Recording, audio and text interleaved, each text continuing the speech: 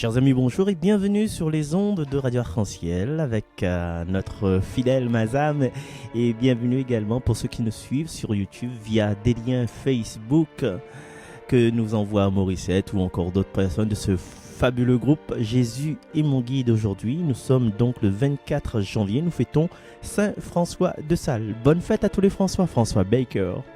Non, enfin, je ne sais pas s'il m'entend là où il est, parce qu'aujourd'hui, lundi, il ne travaille pas. Et en union aussi, en union de solidarité avec toutes les personnes qui ont contacté le Covid-19. Eh bien, chers amis, je suis de tout cœur avec vous, parce que moi, je vis en ce moment le Covid-19 avec Chloé et avec toute ma famille, tranquillement, quoi. Finalement, c'est une grâce de Dieu, parce que les vacances, aujourd'hui, la rentrée. Donc, maman, ça pas la rentrée. C'est ça qui aime l'école. Bon, c'est difficile, mais c'est ça qui aime pas. C'est ça qui aime moins. Je dis pas ça qui aime pas, mais ça qui aime moins. C'est une opportunité légale. Et déjà, nous pouvons rendre grâce à Dieu pour toute cette joie qui nous dépasse, parce que nous avons notre tête dans la réglementation, dans ce qu'il faut faire, ne pas faire, dans le côté sociétal. Mais finalement, Dieu, des fois, il réserve à nous d'autres choses, des choses que nous n'attendons pas, des choses qui dépassent à nous. Et aujourd'hui, nous ça va dans le livre de Samuel. Mais quand moi vite alors, mais bon, mis ça dans le livre de Samuel, nous, ça va dans le deuxième livre de Samuel pour écouter cette lecture au chapitre 5. Lecture du livre de Samuel. En ces jours-là, toutes les tribus d'Israël vinrent trouver David à Hébron et lui dirent : « Vois, nous sommes de tes os et de ta chair. Dans le passé déjà, quand Saül était notre roi, c'est toi qui menais Israël en campagne et le ramenais. Et le Seigneur t'a dit : tu seras le berger d'Israël, mon peuple. Tu seras le chef d'Israël. » Ainsi, tous les anciens d'Israël vinrent trouver le roi à Hébron. Le roi David fit alliance avec eux à Hébron devant le Seigneur. Ils donnèrent l'onction à David pour le faire roi sur Israël. Il avait 30 ans quand il devint roi, et il régna 40 ans. À Hébron, il régna sur Juda pendant 7 ans et demi, et à Jérusalem, il régna 33 ans, à la fois sur Israël et sur Juda. Le roi avec ses hommes marcha sur Jérusalem contre les habitants de la région, les Jébuséens. On lui dit : tu n'entreras pas ici, des aveugles et des boiteux suffiraient à te repousser. Autrement dit, David n'entrera pas ici. Mais David s'empara de la forteresse de Sion. C'est la cité de David. David devint de plus en plus puissant. Le Seigneur, Dieu des armées, était avec lui. Parole du Seigneur. Alors, qu'est-ce qu'on peut dire sur cette parole d'aujourd'hui ? Déjà que, en fait, David, c'est un roi, il était déjà oint par Samuel. Je te rappelle quand il épouvait les troupeaux de moutons, quand Samuel est venu voir Jessé, etc. Il a fait une espèce de micmac, il avait Eliab, il avait Shama, tout ça. David l'était déjà consacré. Et là, aujourd'hui, c'est plus Dieu qui consacre David. C'est que les tribus d'Israël l'ont amené jusqu'à Hébron, et ces autres même l'ont décidé de faire David autres roi. C'est-à-dire que David n'a jamais revendiqué d'être roi. Il fait penser à autres quelqu'un qui n'a jamais revendiqué d'être fils de Dieu. Ah ben oui. Toujours ce parallèle entre l'Ancien Testament et le Nouveau Testament. David, Bethléem, Jésus, Bethléem, voilà, tout ça. Et ce que... Non, aussi les chiffres qui parlent d'eux-mêmes, les chiffres clés, 30 ans, 40 ans, 7 ans et demi, 33 ans sur Israël et sur Juda. Et tous ces chiffres-là, ben, il y a un symbolisme, une signification que ne savons pas développer, hein, parce que là, il faut prendre bon gros livre épais, là, il n'a pas d'image du tout dedans. Hein. Mais le trait principal de ce passage, c'est que nous n'avons pas besoin de revendiquer pour montrer notre importance, notre mission. Nous faisons notre mission tranquillement. Et puis, ce sont les personnes autour de nous que l'inspiré qui vient vers nous et qui redonne à nous notre valeur. Donc nous n'avons pas besoin de faire nous l'intéressant, montrer que nous sommes là, montrer que nous avons la chance. Ouais, pour impose à nous à la télévision, impose à nous sur des affiches, ou bien harangue les personnes, ou bien harangue Divana, vote pour moi, Divana, vote pour moi. Non, on n'a pas besoin de tout ça.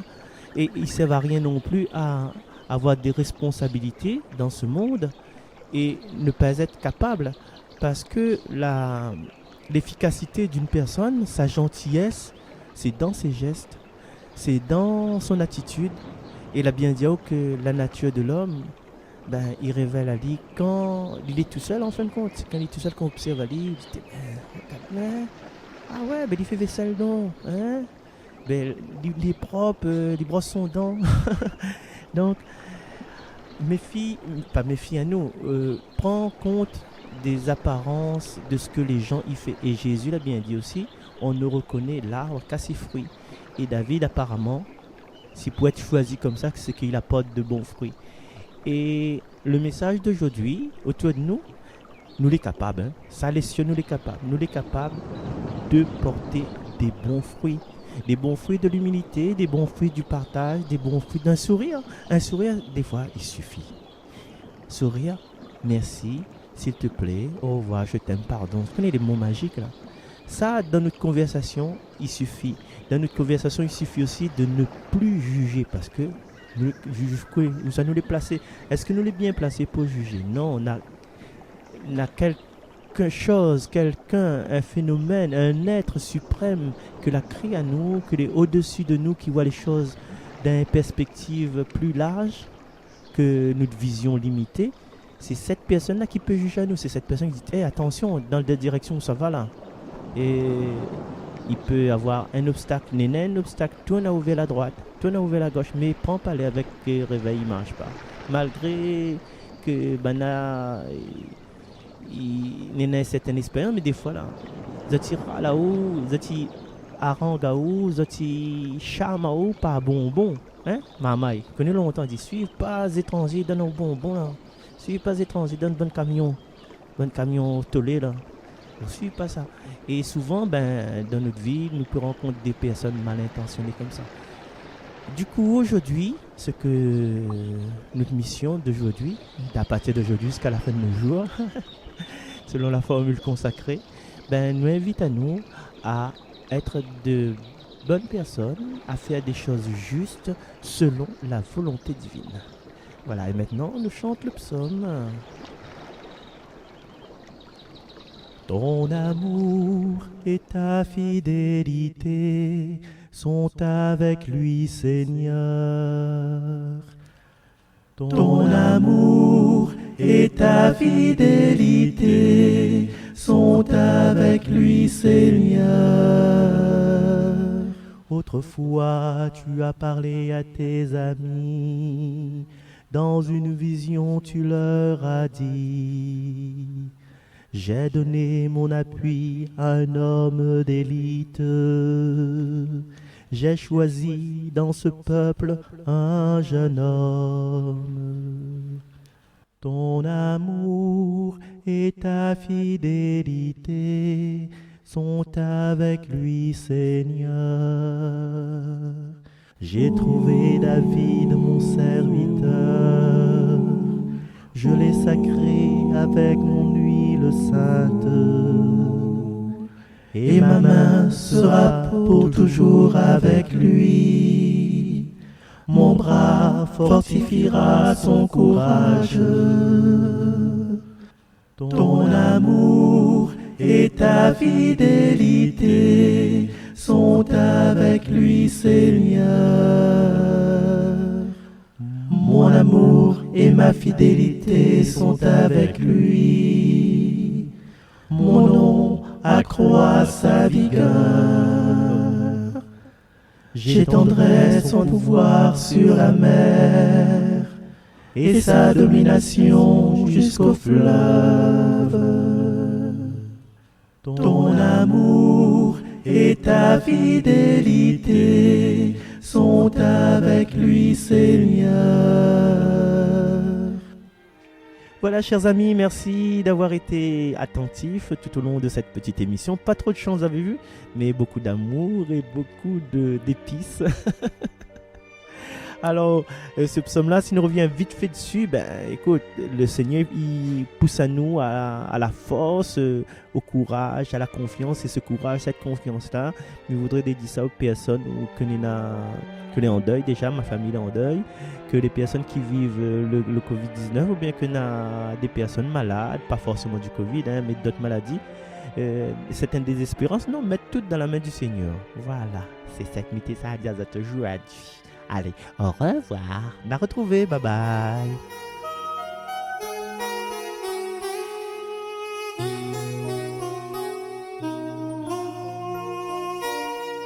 Toi qui as mal au fond du cœur, dans les blessures du malheur, prends ta misère sur ton dos. Prends ta civière et ton fardeau, lève-toi et marche, Dieu est ton ami. Lève-toi et marche sur la route avec lui.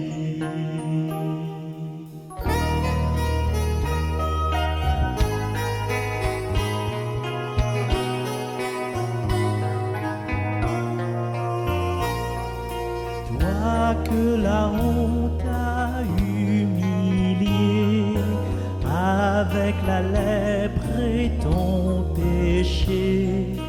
Prends une larme dans tes mains, c'est ton étoile du matin.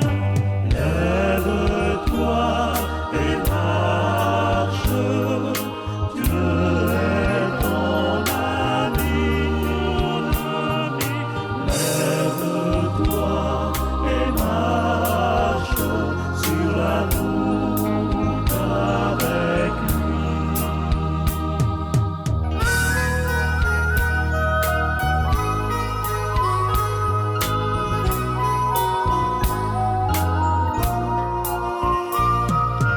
Toi qui as peur des lendemains, nourri de doute et de chagrin, prends ton soleil de chaque jour, il te suffit d'un peu d'amour.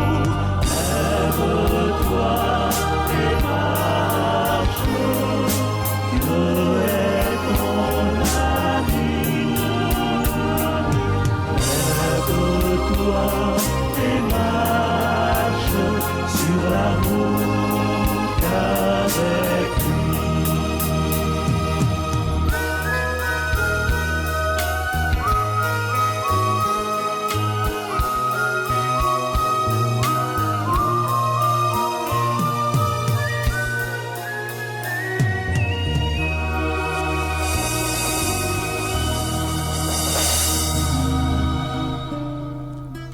Merci pour tes merveilles. Mon Dieu de tous les jours et de toutes les heures, je te demande une faveur spéciale. Ne me laisse jamais bâiller devant une de tes merveilles.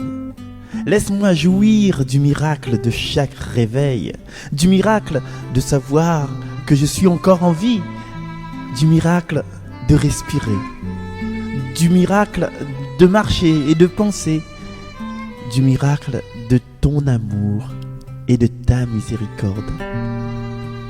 Aide-moi à ne jamais me lasser de tes saisons, du printemps, de l'été, de la pluie, du beau temps, du vent, du cyclone, la sécheresse.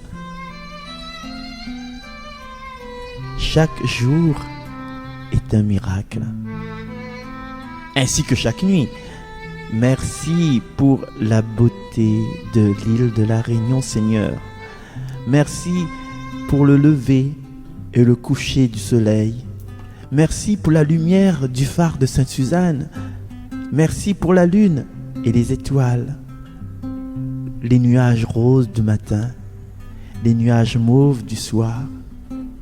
Fais-moi ce cadeau, Seigneur, le don de t'apprécier, ainsi que tout ce que tu fais.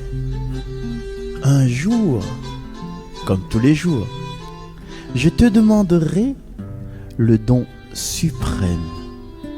Et ce don, c'est de t'aimer comme je le devrais, plus qu'hier et moins que demain. Amen.